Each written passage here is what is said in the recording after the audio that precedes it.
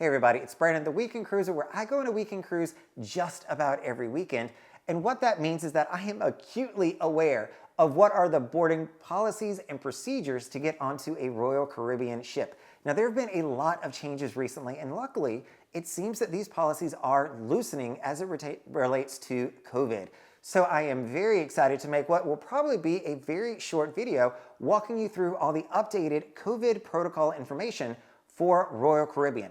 Now, starting on September 5th, they are going to welcome in the US all people. So if you are vaccinated or unvaccinated, you will be welcome to join a Royal Caribbean ship.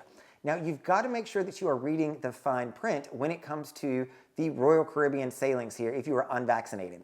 So that does not apply if you're going to be traveling to Canada, Australia, Singapore, or Bermuda. So if you are going to those locations, make sure that you are heading over to the Healthy to Sail website, because at this time you will still need to be vaccinated to enter into those ports or to go on those cruises. The second thing is you want to make sure that you are checking in with the Europe policy. So again, this is something the Healthy Sail website will help you with, but depending on where your ship is leaving, where it's going, you may have different vaccinations requirements.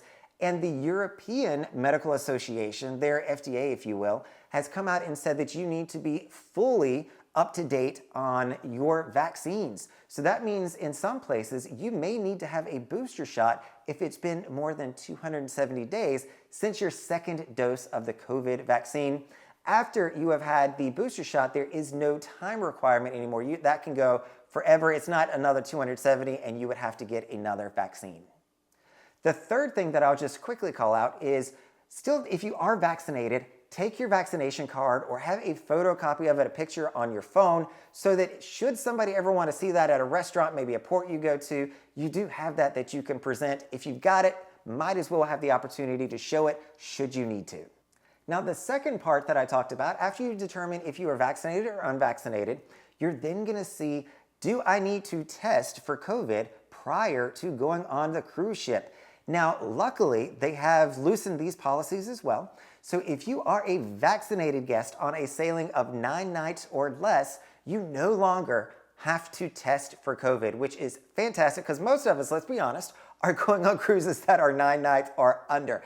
I think I've only got 1, maybe 2 cruises that are not going to apply to that are 10 or a 12 night. But for the most part, my 3 nights definitely fall within that range.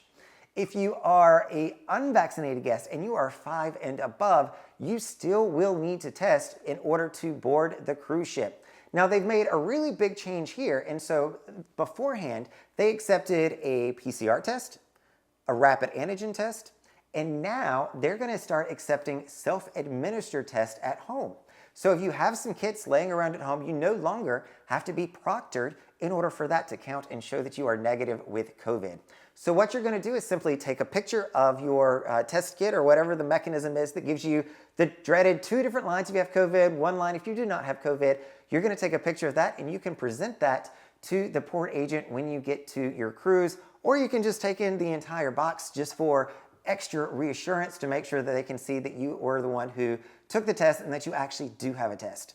Now, quite frankly, I'm not a huge fan of this because am I the only one that sees how self-testing at home could go wrong? Is that just me? But that is the policy that we have. Hopefully, that will also be loosened in due course. And if you are sailing to Europe, your pre-cruise testing requirements gets even more complicated. So really make sure that you are heading over to the Healthy Sail website with Royal Caribbean to check out what those are. I am personally flying out to Europe tonight. One reason why I'm making videos so early in the morning right now is because I'm going to be on a plane heading over to join Vision of the Seas out of Barcelona. So I am super excited about that. But in researching it, Europe's complicated, y'all. Like, they have 3 different policies within Europe based on where your ship is leaving from. There's like 3 different regions or zones. And then based on where you are actually going to be cruising to, what port you're going to go to, it's going to then change even more things. So really, if you are traveling internationally, you really have to pay attention to what your pre-cruise testing requirements are going to be. All right, everyone, this is Brandon, the Weekend Cruiser, hoping to see more of you on a weekend cruise soon.